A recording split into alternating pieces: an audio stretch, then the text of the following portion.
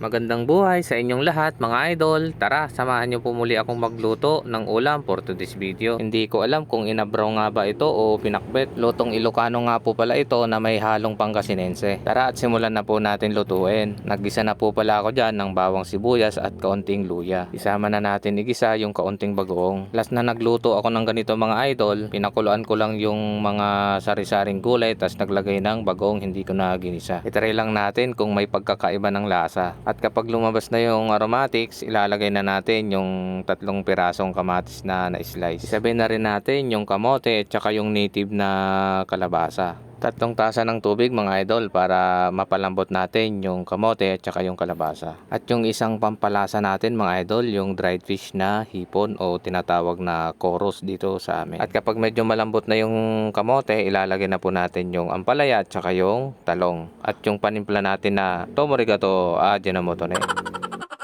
Ilalagay na rin natin yung sigarilyas, sitaw, okra, at saka kaunting asin para magkalasa. At kapag medyo malambot na yung mga gulay, ilalagay na po natin yung bulaklak ng kalabasa. Isa ito sa mga favorite nating gulay mga idol. At isa po sa nagustuhan ko dito yung aroma niya, napakabango. O siya, luto na yung ulam natin. Kainan na! Kain na po tayo mga idol.